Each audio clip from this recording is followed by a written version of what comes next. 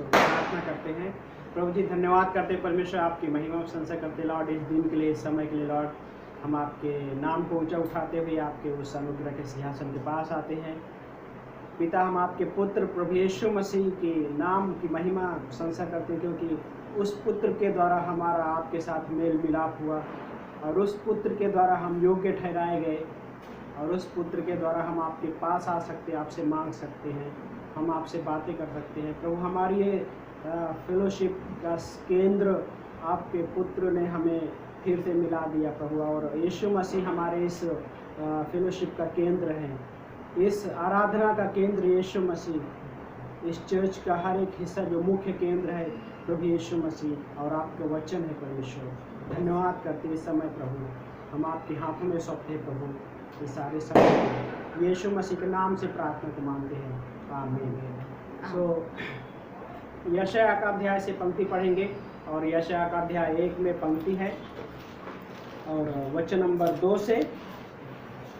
यशायाह का अध्याय 1 वचन नंबर 2 से यहाँ पे इस तरह से लिखा है कि हे स्वर्ग सुन और हे पृथ्वी कान लगा, क्योंकि यहोवा कहता है, मैंने पुत्रों को पाल पोस कर बड़ा किया, परंतु उन्होंने मेरे विरुद्ध बलवा किया है।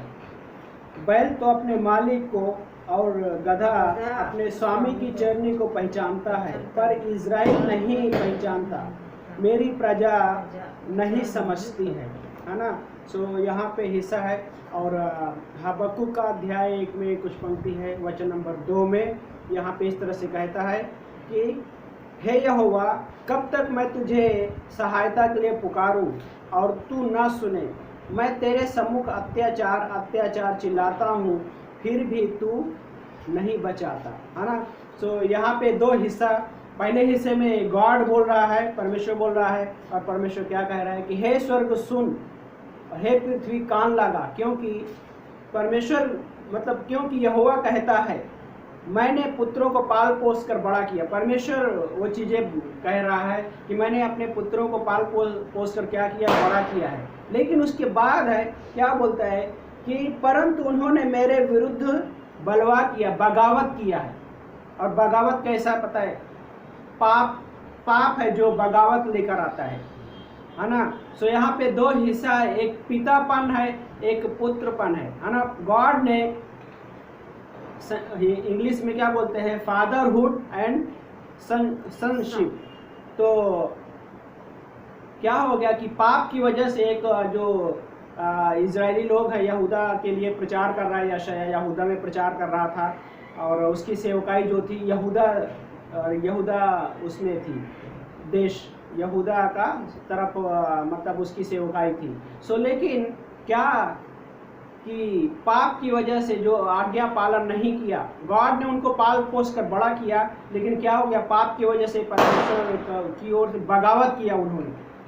और बगावत करने के बाद गॉड बोलता है, यहाँ पे अच्छा उदाहरण दे रहा है परमेश्वर, क्या बोलता है कि बैल तो अपने मालिक को और गधा अपने स्वामी की चरनी को पहचानता है। एक जानवर की तुलना कर रहा है कि एक जानवर है जो अपने मालिक को जानता है और अपने चरनी को पहचानते, है ना। लेकिन क्या बोलते हैं, मेरी प्रजा मुझे नहीं पहचानती है ना। देन हबक्कुक के अध्याय में कुछ हिस्सा है जो हमने पढ़ा यहाँ पे। हबक्कुक में बोलता है कि हे यहोवा, कब तक मैं तुझे सहायता के लिए पुकारूं, है ना। यहाँ पे बोलता है कब तक। सो यहाँ पे भी एक हिसाब से वही चीज़ें हैं कि संदेह हो रहा है, लेकिन संदेह हबक्कुक का जो विषय है वो विषय ये है कि संदेह से विश्वास की ओर। लेकिन कई बार डाउट आता है लाइफ में, लेकिन डाउट आने के बाद जब एक विश्वास की ओर बढ़ना, लेकिन कई बार हमारे लाइफ में विश्वास की ओर बढ़ने क्यों नहीं देता है, हमारा क्या बोल सकते हैं कि हमारे मन में वो हिस्सा नहीं आता कि हम विश्वास की ओर बढ़ें। डाउट आता है कई बार। सो डाउट नॉर्मल है, लेकिन कई बार ऐसा भी हो सकता है कि पाप मेरे जीवन में उस जगह पे आके राज्य करने लगे और मेरे मन में डाउट बार बार वो डाउट लेकर आ सकता है। परमेश्वर पर विश्वास करने से रोक सकता है वो चीज़ें। लेकिन गॉड यहाँ पे एक अच्छा एग्जाम्पल दे रहा है कि बैल क्या है, बैल के बारे में बोल रहा है कि बैल क्या, उसका कंडीशन क्या बोलता है कि बैल अपने मालिक को जानता है, मालिक को पहचानता है। गधा अपने उस चरने की जगह को जानता है, लेकिन मेरी प्रजा मुझे नहीं जानती, नहीं पहचानती। क्यों? क्योंकि पाप की वजह से, है ना, अपने ऊपर डिपेंड होना। यिर्मयाह का अध्याय दूसरे अध्याय में है, एक्चुअली वो पंक्ति है, बहुत अच्छा पंक्ति है, हम पढ़ते हैं। यिर्मयाह का अध्याय 2 और वचन में 12-13 में इस तरह से कहता है, यहोवा यो कहता है, हे आकाश, इस बात पर विस्मित हो, थरथरा और अत्यंत उजाड़ हो जा, क्योंकि मेरी प्रजा ने 2 बुराइयां की हैं। उन्होंने अर्थात जीवन का जल के सोते को त्याग दिया। परमेश्वर क्या बोलता है कि मेरी प्रजा ने 2 बुराइयां की है। पहली बुराई क्या बोलता है, जीवन के जल के सोते को त्याग दिया है। और दूसरा बुराई क्या किया है, और दूसरा बुराई क्या बोलता है कि अपने लिए एक हौज बना लिया है, टूटे हुए हौज, है ना, एक बर्तन बना लिया है कुंड। और क्या बोलता है, उसका कंडीशन क्या है, एक मिट्टी का बर्तन हौज के जैसा, कि उसमें कंडीशन ये टूटा हुआ है ना। पहला तो जीवन के जल के सोता को त्याग दिया है, और दूसरा एक हौज बना लिया है, और वो हौज का कैसा टूटा हुआ है। अगर गांव में एक्चुअली बहुत बड़ा मिट्टी का बनाते लोग, और कई बार सीमेंट का भी बनाते हैं, उसमें जानवर के लिए एक्चुअली पानी भरते हैं। कई अभी तो ठीक है, पीने के लिए पानी जो है बर्तनों में भरते हैं, लेकिन अगर पहले मतलब काफ़ी समय पहले अगर पिछले समय में जाएं, तो पानी इकट्ठा करने के लिए आज के हिसाब से बर्तन इस तरह से नहीं होते थे हर घर में। तो क्या करते थे, एक हौज बनाते थे पानी को इकट्ठा रखने के लिए। लेकिन उस हौज में कैसा है, फूटा हुआ है, टूटा हुआ है, तो पानी नहीं रुकेगा। पहला जीवन के सोते को त्याग देना, और दूसरा अगर पानी भी इकट्ठा कर रहे हैं तो उस पानी को इकट्ठा करने के लिए क्या है कि वो बर्तन ही टूटा हुआ है ना। जब टूटा हुआ है तो उससे क्या नुकसान ही है, उसमें से वो लाइफ नहीं मिल रहा है जो गॉड देना चाहता है। लेकिन हबक्कुक के हिस्से में पुकार रहा है लेखक, और सहायता के लिए पुकार रहा है। और वो अच्छा हिस्सा क्या बोलता है हबक्कुक, बोलते हे यहोवा, कब तक मैं तुझे सहायता के लिए पुकारूं, है ना। जब कई बार ऐसा सवाल आता है कि कब तक ये चीज़ें चलेगी, कब तक हम हमारे लाइफ में हम इस तरह से पुकारेंगे, कब तक हम प्रार्थना करेंगे कि हमारे मतलब प्रार्थना को उत्तर नहीं आता है, वेट करना पड़ता है। तो ये होता है, वहाँ पे सवाल आता है कि कब तक वो चीज़ें होगी। और यहाँ पे हबक्कुक एक चीज़ बता रहा है कि कब तक सहायता के लिए हम पुकारेंगे। और फिर आगे वहाँ पे बोलता है कि और तूने नहीं सुना, पुकारने के बाद बोलता है कि तूने नहीं सुना। गॉड को क्या बोले, गॉड तूने नहीं सुना। क्या गॉड बहरा है? नहीं। कई बार इंसान के माइंड में गॉड के प्रति ऐसा ही विचार होते हैं कि गॉड सुनता नहीं है हमारे लाइफ में वो चीज़ों जो तकलीफें चल रही है, गॉड उत्तर नहीं दे रहा है ना। कई बार विचार आते हैं, लेकिन कब ये चीज़ें विचार आती हैं, है ना। क्या गॉड सुनता नहीं? गॉड सुनता है। भजन संहिता में बोलता है कि जिस परमेश्वर ने हमें कान बनाया है, उस परमेश्वर के पास कान है। तो परमेश्वर हमारा ऐसा है कि ना सुनने वाला परमेश्वर नहीं है, परमेश्वर सुनता है। लेकिन हमारे पाप हमारे उस आत्मिक हिस्से को बंद कर सकता है कि हम उस आवाज़ को न सुन सकें।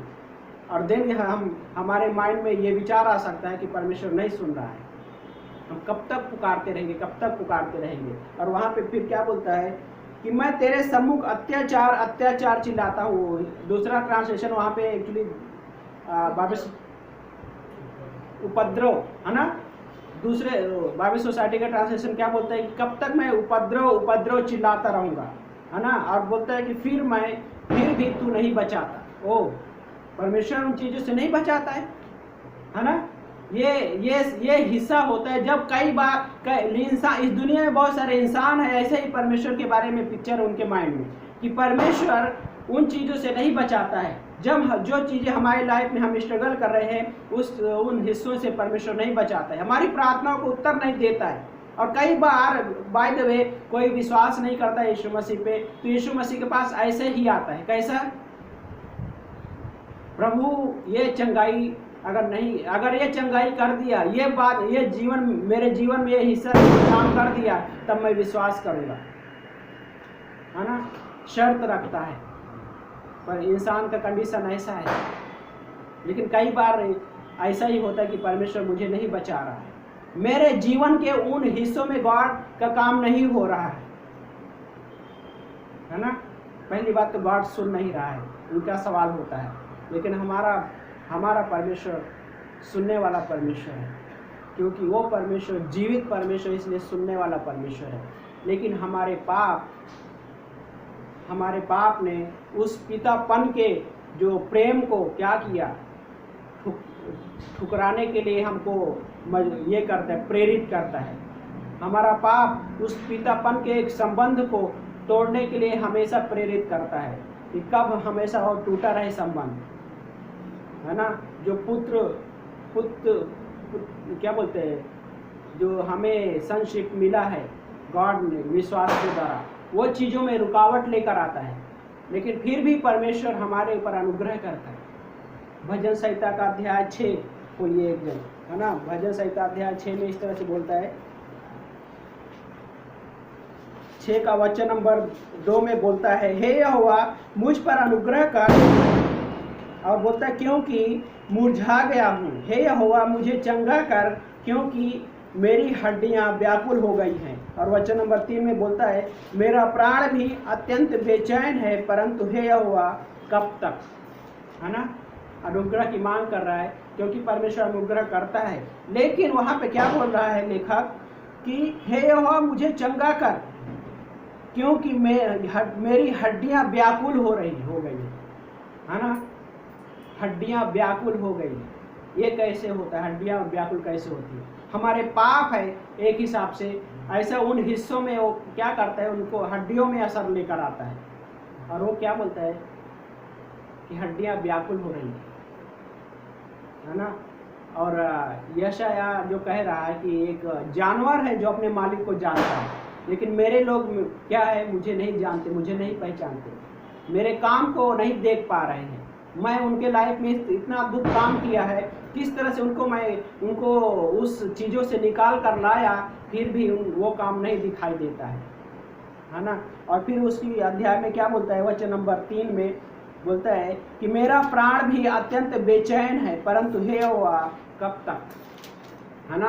बेचैन है, प्राण में बेचैनी है, हड्डियों में भी वो हिस्सा चल रहा है, मतलब हड्डियाँ बेचैन है, व्याकुल है। लेकिन वो क्या बोलता है कि ये जो व्याकुलता है हड्डियों में, मेरे प्राण में जो बेचैनी है, कब तक रहेगा, हाँ कब तक रहेगा। अब बाय द वे, लेकिन जब एक विश्वासी, पहला यूहन्ना 1:9 बोलता है कि जब वो मुड़कर पाप से मुड़कर परमेश्वर की ओर मुड़ता है, गॉड वहाँ पे उस टूटे हुए रिलेशन को जोड़ देता है, और देन वो प्रार्थना को उत्तर देता है। लेकिन हमारे पाप उन प्रार्थनाओं के उत्तर को रोक सकता है बाय द वे कई बार। और इजरायली पुकार रहे हैं, लेकिन क्या है, हबक्कुक वही बता रहा है कि वो चीज़ें कब तक होगी, मुझे क्यों नहीं बचाता, है ना, क्यों नहीं बचाता। सो भजन संहिता, है ना, वो लेखक यहाँ पे बता रहा है किस तरह से कि फिर यहाँ पे भी वही चीज़ें कह रहा है कि ये चीज़ें में व्याकुलता, जो प्राण में बेचैनी है, वो कब तक चलेगी, है ना।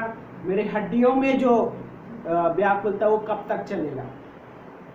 और वहाँ पे बोलता है कि मुझ पर अनुग्रह करो, अनुग्रह की मांग कर रहे हैं। गॉड अनुग्रह करता है। भजन संहिता का अध्याय 34 अध्याय में एक पंक्ति है, 34 अध्याय वचन नंबर 15, हाँ 34 अध्याय वचन नंबर 15 में बोलता है, यहोवा की आंखें धर्मियों पर लगी रहती है, और उसके कान उनकी पुकार पर लगे रहते हैं, है ना। यहाँ पे भजनकार बोलता है कि परमेश्वर की आंखें धर्मियों पर लगी रहती। धर्मी कौन है? वो व्यक्ति जो विश्वास करते हैं यीशु मसीह पे, उसको प्रभु यीशु मसीह ने उसको धर्मी घोषित कर दिया है। लेकिन धर्मी है, लेकिन उसके लाइफ में वो हिस्सा हो सकता है कि वो उसका जो रिश्ता है टूटा हुआ हो सकता है, जो उस पिता से जुड़ा हुआ रिश्ता है वो टूट सकता है ना। और टूट सकता है क्योंकि पाप, वो बगावत, कई बार पाप न होने के साथ साथ बगावत भी आ सकता है। बाय द वे, एक विश्वासी हो सकता है वो पाप नहीं कर रहा है लेकिन वो बगावत कर सकता है ना, और वो बगावत पाप की ओर लेके जा सकता है, और जिस वजह से उसका जो रिलेशन परमेश्वर के साथ है वो रिलेशन ब्रेक हो सकता है, टूट सकता है वहाँ पे, है ना। लेकिन उस पितापन के उस रिलेशन में नहीं हो सकता है वो व्यक्ति, वो एक बगावत की वजह से, है ना। ये चीज़ें हो सकती है ना। एक क्या बोलते हैं कि पाप नहीं कर सकता है लेकिन बगावत वो कर सकता है, और बगावत में क्या होता है, एक काफ़ी लंबे समय तक ये चीज़ें होती है बगावत का, है ना।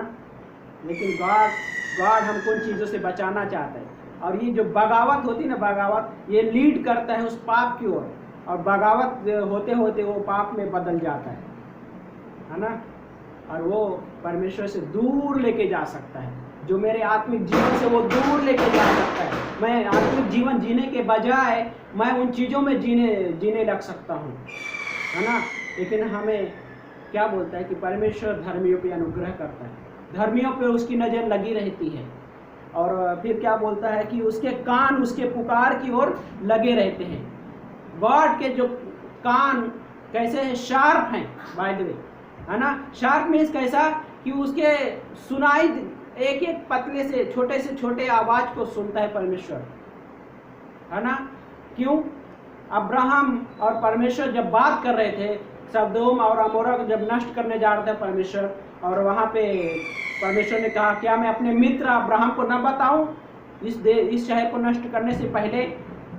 और वहाँ पे अब्राहम परमेश्वर से बोलते हैं, परमेश्वर यदि उस शहर में अगर 50 लोग होंगे तो क्या तू नष्ट कर देगा?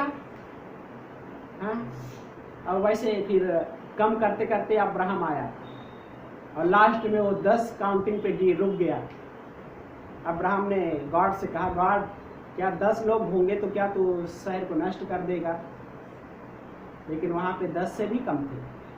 अब्राहम की मतलब क्या बोलते हैं, शब्द 10 तक रुक गए, लेकिन वो काउंटिंग कम थी, लेकिन परमेश्वर ने उस शब्द को भी समझ पाया, है ना। लूत का परिवार वहाँ पे था, और उस लूत के परिवार में कौन था? लूत 2 जन और उसकी 2 बेटियाँ, 4, है ना। 4 अब्राहम ने गॉड से चार का जो काउंटिंग गिनती नहीं बोला, लेकिन गॉड ने उस सुना, क्योंकि गॉड के जो कान है वो शार्प होते हैं, हर एक छोटे से छोटे शब्दों को सुनता है। एक छोटी सी आह भी परमेश्वर हमारी सुनता है। जब हम प्रार्थना में छोटी सी आहें भरकर भी हम परमेश्वर को पुकारते हैं, वो परमेश्वर हमारी सुनता है, क्योंकि उसके कान बहुत शार्प है, वो बहरा नहीं है ना।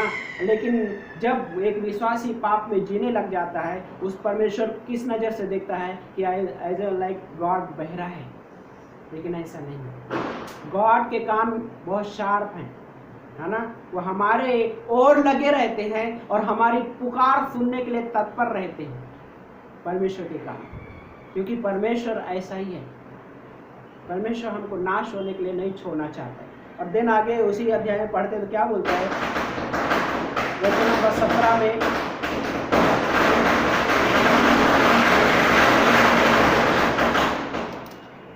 बोलता है कि धर्मी पुकारते हैं और यहोवा सुनता है और उन्हें उनकी सारी विपत्तियों से छुड़ाता है।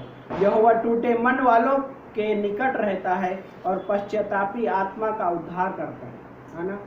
परमेश्वर के पास जब कोई टूटे मन से आता है, परमेश्वर उसके पास होता है, और एवरी रिपेंटेंस करने पश्चाताप करने वाले व्यक्ति के पास होता है परमेश्वर, क्योंकि परमेश्वर क्षमा करने वाला परमेश्वर है, अनुग्रहकारी परमेश्वर है। परमेश्वर उस अपने क्या बोलते हैं, परमेश्वर का स्वभाव ये नहीं है कि एक कठोर होकर रुक जाए, है ना। इंसान बगावत करता है तो कठोर हो जाता है, लेकिन परमेश्वर कठोर हमेशा क्या बोलते हैं, परमेश्वर तू हमेशा ऐसे ही कठोरता में नहीं रह सकता है। बहुत कई बार लेखकों ने उस तरह से परमेश्वर के लोगों ने उस तरह से परमेश्वर कहा, लेकिन एक इंसान उस तरह से जीवन व्यतीत कर सकता है। इसलिए गॉड बोलता है, एक जानवर है, हाँ, एक बैल है अपने मालिक को जानता है, अपने मालिक को पहचानता है। एक गधा है जो चरनी को पहचानता है ना, लेकिन मेरे लोग मुझे नहीं पहचानते। और दिन हम यशा के आगे उसमें जाते हैं तो कंडीशन बताता है कि मनुष्य का कंडीशन कैसा, सर से लेकर पांव तक उसमें रोग ही रोग है, कोई आरोग्यता नहीं है। और बोलता है कि उस जख्मों में कोई भी तेल लगाकर या मलहम लगाकर नरमाया नहीं गया। कंडीशन ऐसा है, लेकिन परमेश्वर वहीं पे नहीं रुक रहा है। फिर परमेश्वर बोलता है आओ, हाँ आओ हम आपस में वाद विवाद करेंगे। परमेश्वर बोलता है क्या क्या तुम मेरे साथ बात करने के लिए तैयार हो? परमेश्वर बोलता है। और यीशु मसीह ने भी वही चीजें कहा, उस क्रूस पे भी पुकारा यीशु मसीह, लेकिन क्रूस के पहले, क्रूस पे जाने से पहले भी यीशु मसीह ने पुकारा, हे बोझ से दबे हुए लोग मेरे पास आओ, मैं तुम्हें विश्राम दूंगा। हाँ, अपना बोझ मुझे दे दो और मेरा जो जुआ है अपने ऊपर ले लो, क्योंकि मेरा जुआ हल्का और सहज है और तुम अपने मन में शांति पाओगे। यीशु मसीह ने पुकारा, है ना, बोलते आओ हम आपस में वाद विवाद करेंगे। क्योंकि परमेश्वर का स्वभाव कैसा है कि परमेश्वर हमें हमेशा कठोरता में नहीं रह सकता है, क्योंकि वो प्रेमी परमेश्वर है, इसलिए कठोरता में नहीं रह सकता है। और वो परमेश्वर को बाद कई बार ऐसा भी हो सकता है कि इंसान सोचता है कि परमेश्वर कभी ऐसा हो ही नहीं सकता। क्यों? मत हम पढ़ते हैं सुसमाचार की किताब में, हाँ, तोड़ों का दृष्टांत में हम पढ़ते हैं कि एक मालिक ने, है ना, किसी को 10 तोड़ा दिया, किसी को 5 तोड़ा दिया, किसी को 3 तोड़ा दिया, लेकिन एक को 1 तोड़ा दिया। तो 1 तोड़ा वाले ने क्या कहा, मुझे पता है जो तू देता नहीं है वो भी मांग, मतलब उसकी भी मांग, मतलब चाहत रखता है कि वो मिले, क्योंकि तू कठोर है। हाँ, वो कैसा परमेश्वर का तस्वीर दे रहा है, मालिक का तस्वीर दे रहा है, तू कठोर है। लेकिन क्या मालिक कठोर था? नहीं, कठोर नहीं था। मालिक, उसका पिता का हृदय नम्र है, वो नम्र स्वभाव का है, वो दीन स्वभाव का है। अगर कठोर होता तो वो दीन नहीं होता, है ना। और वो मत्ती का उस अध्याय में नहीं बोलता, 11 अध्याय में, कि मैं नम्र और मन में दीन हूँ, ऐसा नहीं कहता यीशु मसीह। और परमेश्वर हमको वो चीजें दिखा रहा है। यीशु मसीह उस क्रूस पे थे, कठोर नहीं थे, उल्टा लोगों के लिए प्रार्थना कर रहे थे। दिए उस क्या कहा यीशु मसीह ने, हे परमेश्वर ये क्या कर रहे हैं, इन्हें नहीं पता, इन्हें क्षमा कर परमेश्वर पिता। यीशु मसीह अगर कठोर होते तो उस क्रूस पे प्रार्थना नहीं करते। अगर यीशु मसीह कठोर होते तो उस क्रूस पे नहीं जाते थे, इस दुनिया के पाप के लिए, हमारे पाप के लिए, मेरे पाप के लिए, आपके पाप के लिए यीशु मसीह नहीं जाते। और क्रूस पे भी यीशु मसीह ने पुकार किया, उसको उस चोर से कहा, तू आज ही मेरे साथ स्वर्गलोक में रहेगा, है ना। आज ही यीशु मसीह ने उसके साथ वार्तालाप किया। इवन क्या बोलता है, उस चोर ने क्या कहा, एक चोर ने कहा, यदि ये परमेश्वर होता, यदि तू परमेश्वर है तो अपने आप को बचा, हमें भी बचा, है ना, उसकी। लेकिन दूसरा उसने क्या कहा, अपने राज्य में मुझे याद करना। उस वार्तालाप किया, पुकार को, उस हिस्से को समझ पाया कि मैं, प्रभु यीशु मसीह मुझे वो लाइफ दे सकता है, देगा। प्रभु यीशु अपने राज्य में मुझे याद करना, उसने कहा, है ना। उस शब्द को कि आओ हम वापस आपस में वाद विवाद करें, है ना। यीशु मसीह आज भी हर एक व्यक्ति को वही विचार से, आओ हम आपस में वाद विवाद करेंगे। और जब एक व्यक्ति उस परमेश्वर की ओर मुड़ता है तो परमेश्वर उसको क्या करता है, अनुग्रह करता है। और व्यवस्था विवरण का अध्याय 14 वचन नंबर 1 और 2 में हिस्सा है, बहुत अच्छा हिस्सा है। व्यवस्था विवरण का अध्याय 14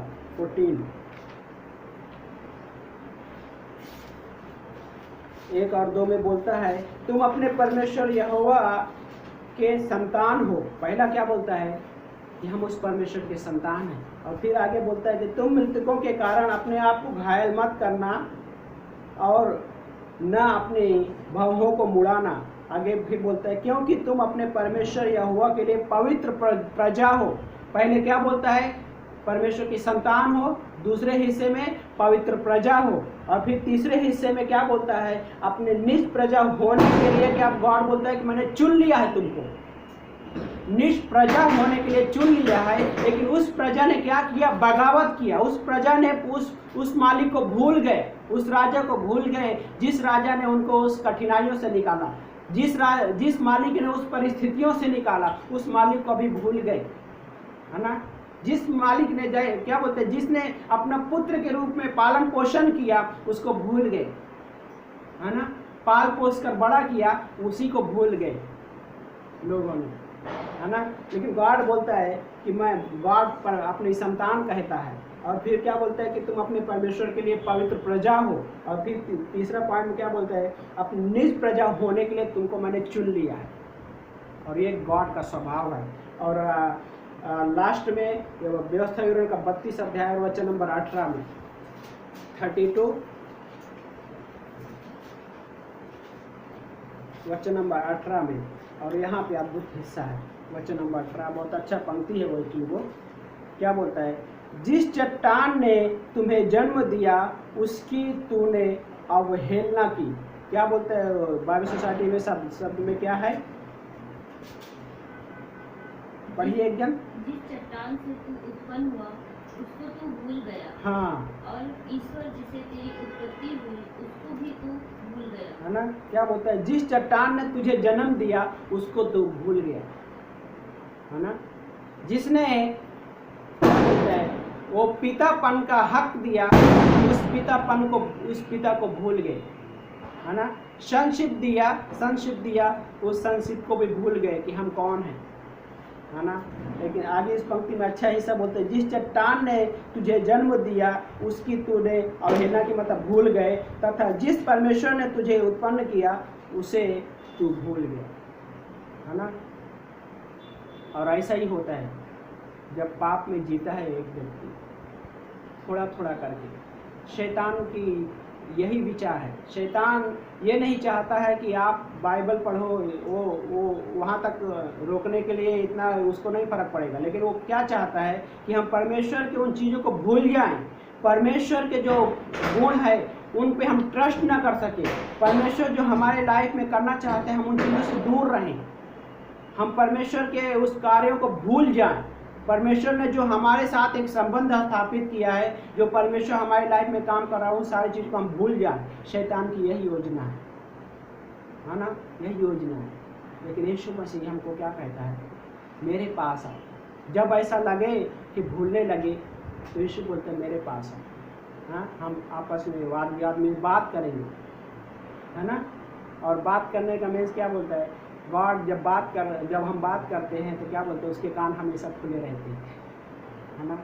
और खुले हुए होने के साथ साथ क्या बोलता है, और शार्पनेस के रूप में खुले रहते, लगा रहता है उसका कान, क्योंकि वो परमेश्वर कठोर परमेश्वर नहीं है ना। जिस व्यक्ति के दिल में ये विचार होगा कि परमेश्वर कठोर है, तो बाइबल कहता है कि परमेश्वर कठोर नहीं है, परमेश्वर प्रेमी परमेश्वर है ना, प्रेमी परमेश्वर। इसलिए तो इस दुनिया में आया, इसलिए तो उस क्रूस पे यीशु मसीह गया। अगर वो कठोर होता तो क्रूस पे नहीं जाता, यदि कठोर होता तो पापों की क्षमा हमको हमारे पास नहीं लेकर आता।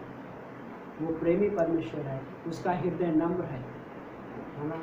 वो हमेशा उस कठोरता में नहीं रहता, और वो हमारे उन चीज़ों को उत्तर देता है जो हम सोच भी नहीं सकते, है ना। हम प्रार्थना धीमे करते हैं, लेकिन वो उसके पास सुनने के लिए क्या बोल सकते हैं कि तेज आवाज़ में जाती है ना। सो आमीन, प्रार्थना करते हैं। पवित्र परमेश्वर धन्यवाद करते प्रभु जी इस दिन के लिए, इस समय के लिए गॉड जो आपने हमें दिया प्रभु। अब प्रभु जी हमें हेल्प करो परमेश्वर कि हम उस पितापन को प्रभु अपने जीवन में जानते और पहचानते हुए और समझते हुए आगे बढ़े परमेश्वर। हाँ प्रभु, धन्यवाद करते हैं परमेश्वर। प्रभु हमारे हृदय में कब वो कठोरता ना होने पाए, वो बगावत का हिस्सा ना होने पाए परमेश्वर, क्योंकि छोटी सी एक बगावत हमको पाप की ओर लेके जा सकता है।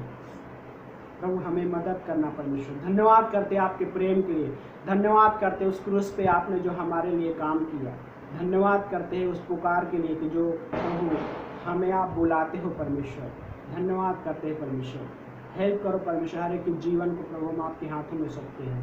धन्यवाद करते हैं यीशु मसीह। यदि आप पहली बार इस वीडियो को देख रहे हैं और आपने यीशु मसीह को अभी तक उद्धारकर्ता के रूप में नहीं स्वीकारे हैं, तो बाइबल कहता है कि यीशु मसीह आपके पाप के लिए इस दुनिया में आए।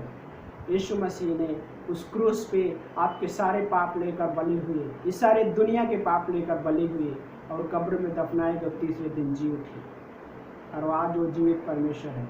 यदि आप उसके नाम में विश्वास करते हैं तो मेरे साथ एक छोटी सी प्रार्थना कर सकते हैं। प्रभु यीशु, मैं आपके नाम में विश्वास करता हूँ।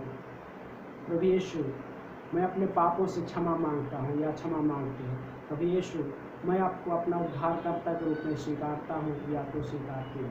यदि आपने छोटी सी प्रार्थना की है तो प्रभु यीशु मसीह आपके सारे पाप क्षमा कर दिए, आप उसके पुत्र हो गए हैं, क्योंकि वो परमेश्वर आपको अपने पुत्र के रूप में स्वीकारना चाहता है, अपनी प्रजा के रूप में स्वीकारना चाहता है। हाँ प्रभु, धन्यवाद करते हैं, आपकी महिमा प्रशंसा करते, राजाओं के राजा प्रभु के प्रभु। प्रभु पूरे हफ्ते में मदद करना प्रभु यीशु मसीह, कि हम प्रभु उन चीज़ों को सोच सके और आगे बढ़ सके, आत्मिकता में और मजबूत हो सके। धन्यवाद करते हैं प्यारे पिता, सारा दर महिमा गौरव आपको देते हैं यीशु मसीह के नाम से, आमीन।